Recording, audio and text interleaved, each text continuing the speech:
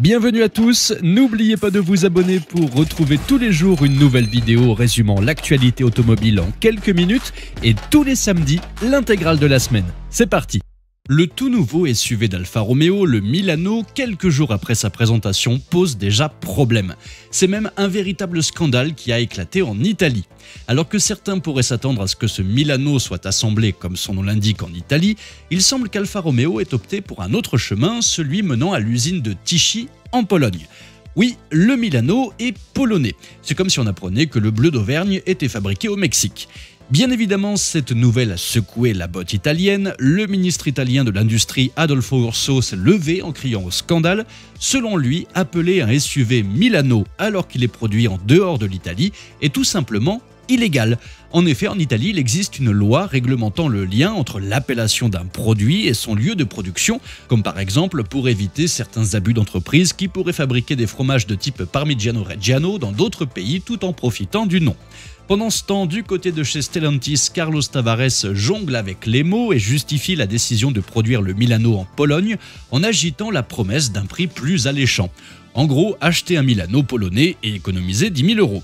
Sachant que Carlos Tavares lui-même demandait au gouvernement italien de ne pas accepter l'implantation d'usines de voitures chinoises en Italie pour protéger les marques locales. Et dans le même temps, le gouvernement italien demande des efforts de la part de Stellantis pour produire plus de voitures en Italie. Alors, est-ce que le Milano finira par être fabriqué au pays des pastas ou est-ce que l'humour à la Carlos Tavares fera renommer le Milano en Alfa Romeo Tychy? Affaire à suivre, mais en tout cas, pour les Italiens, ça ne passe pas. Et on reste en Italie car la division héritage de Stellantis nous surprend tous avec un coup de théâtre, l'apparition soudaine d'un modèle inattendu, l'Abarth Classique 1300 OT pour célébrer les 75 ans de la marque Abarth. C'est comme si on découvrait un trésor enfoui sous les vignes de Toscane, un véritable festin pour les amateurs de voitures et d'histoire. Regardez-la bien, cette Abarth Classique 1300 OT ne vous rappelle-t-elle pas quelque chose ? Eh bien oui, elle emprunte sa base technique à la fameuse Alfa Romeo 4C, une référence incontestée du monde des petits coupés légers et agiles, un choix sûr qui nous promet une expérience de conduite enivrante.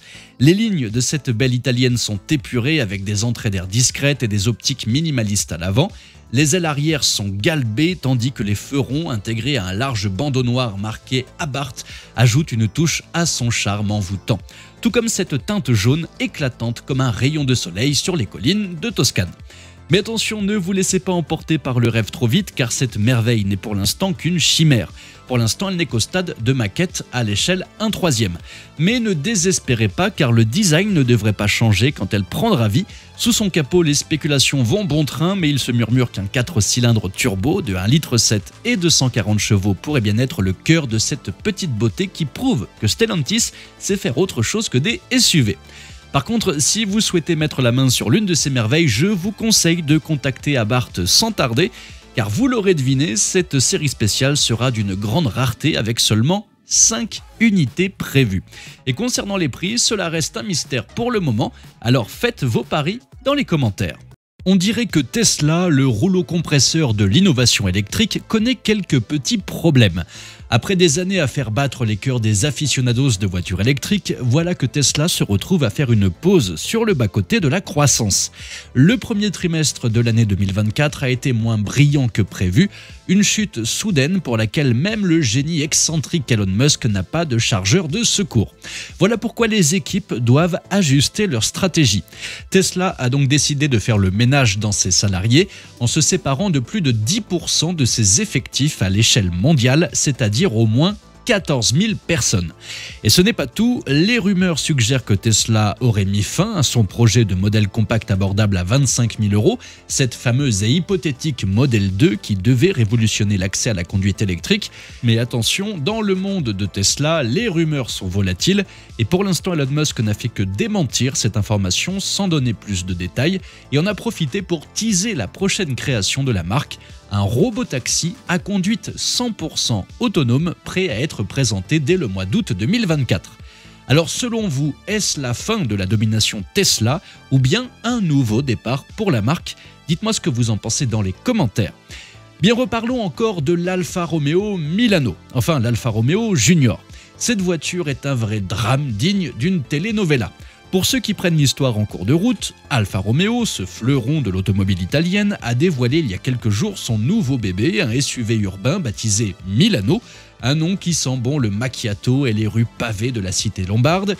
Mais voilà, le Milano est fabriqué en Pologne. Autant vous dire que du côté du gouvernement italien, ça grince des gondoles. Le ministre de l'Industrie Adolfo Urso a sorti des lois protégeant l'authenticité italienne. Selon lui, utiliser le nom Milano pour un véhicule fabriqué hors des frontières serait comme mettre du Beaujolais nouveau dans des bouteilles de Chianti. Alors que faire dans ce bourbier juridico-automobile ? Eh bien Carlos Tavares, le grand Manitou de Stellantis, annonce que le Milano va changer de nom pour devenir Junior. Un choix fait pour apaiser la situation entre Stellantis et le gouvernement italien et éteindre les flammes de la controverse. Ainsi va le nationalisme dans le monde impitoyable de l'automobile. Alors comme dirait Dante en voyant ce tumulte, « Lasciate ogni speranza, voi contrate », ce qui veut dire « j'ai commandé une pizza mais ils ont oublié les olives ». Enfin, c'est une traduction approximative. Bref, que pensez-vous de ce nouveau nom ? Dites-moi ça dans les commentaires. Préparez-vous à une expérience électrisante car voici la toute nouvelle Maserati Gran Cabrio Folgore.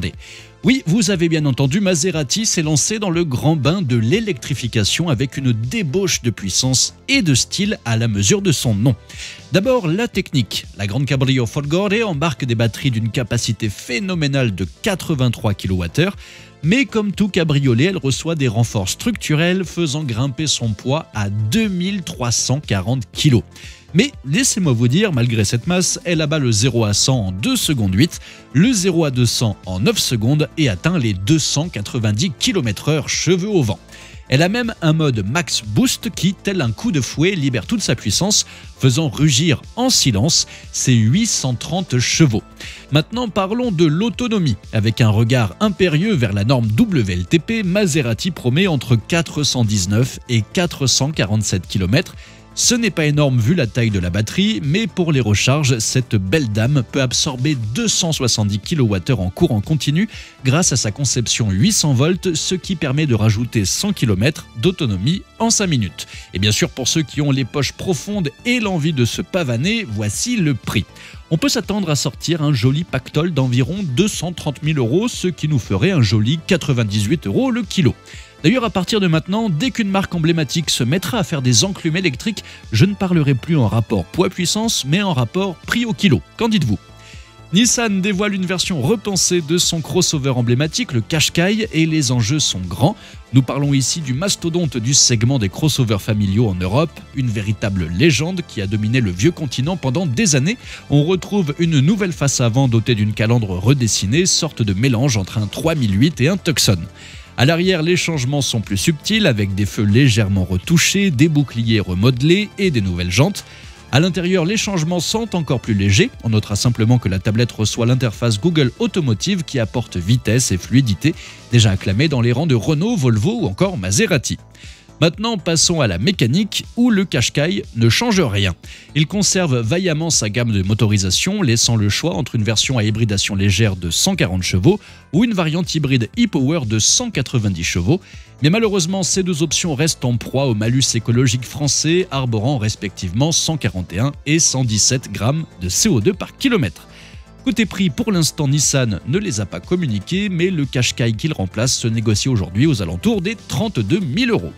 Les Chinois de chez NIO se lancent dans une course effrénée pour révolutionner les voitures électriques avec ses batteries semi-solides annonçant de grandes autonomies. Cette berline ET7 est donc équipée d'une batterie semi-solide de 150 kWh, prenant autant de place qu'une batterie entièrement liquide de 100 kWh pour seulement 20 kg de plus. Pour prouver leur savoir-faire, NIO a sorti 3 braves ET7 et les a lancés dans une odyssée à travers la Chine, prête à prouver leur endurance. Elles ont avalé les kilomètres sans se soucier des stations de recharge qui jalonnent habituellement leur chemin. La première atteint Shanghai après un périple de 1046 km, la seconde a parcouru 1062 km entre Pékin et Hefei, et la troisième s'est aventurée sur 1070 km entre Kunming et Zhangjiang, sans aucune recharge. Certes, elle ne file pas à la vitesse de l'éclair, mais à une allure respectable, évitant ainsi de s'essouffler trop rapidement. Et pourtant, malgré le poids de 200 kg embarqué dans l'une d'elles, ces véhicules électriques ont prouvé qu'ils pouvaient tenir la distance sans faiblir, à une vitesse moyenne de 83,7 km/h, avec une pointe à 118 km/h. Alors 1000 km sans recharge, c'est bien, mais cette batterie pèse tout de même 676 kg. Et voilà la question qui taraude les esprits. Est-ce vraiment l'avenir de trimballer une telle masse juste pour pouvoir se lancer dans des escapades de 1000 km de temps en temps? C'est comme si on se demandait si porter un costume 3 pièces pour un pique-nique était vraiment nécessaire. Une question de confort contre une question de performance. Et vous, qu'en pensez-vous? Après avoir lancé la C3 sur le marché, voici venir la version SUV Aircross tant attendue dont Citroën dévoile les premières images. La stratégie de Citroën, allier l'efficacité à l'économie en partageant les mêmes fondations avec sa version sud-américaine, indienne et indonésienne. On parle d'un prix à partir de 20 000 €. Ce nouveau C3 Aircross s'allonge par rapport à la version actuelle avec 4,39 m, mais ils seront bien utiles car il pourra accueillir 7 passagers. Sous le capot, ce sera du déjà vu, il reprend la même plateforme que la C3 et proposera des versions thermiques, hybrides ou 100% électriques. Côté look, pas de révolution, mais une ode au code actuel, avec ce logo fièrement affiché sur la calandre et le haillon, ou encore la signature lumineuse empruntée là aussi à la nouvelle C3. La révélation complète avec tous les détails sur les autonomies, etc. est prévue pour le mois de juin. En tout cas, Citroën est bien décidé à faire la guerre à Dacia. Et enfin, pour terminer cette vidéo, si vous souhaitez faire jusqu'à 380 € d'économie par an sur votre assurance auto, nous avons mis au point un petit comparateur gratuit et qui ne vous engage en rien. Il vous prendra 2 minutes pour obtenir les meilleurs prix, alors si vous trouvez que vous payez beaucoup trop cher pour votre assurance, vous trouverez le lien dans la description et dans le premier commentaire épinglé juste sous la vidéo pour trouver la meilleure assurance auto au meilleur prix et gratuitement. Merci à tous d'avoir suivi cette nouvelle vidéo. N'hésitez pas à vous abonner, à activer la cloche des notifications pour être sûr de ne rien louper, liker, partager et vous pouvez également venir nous rejoindre sur notre compte TikTok. Ciao!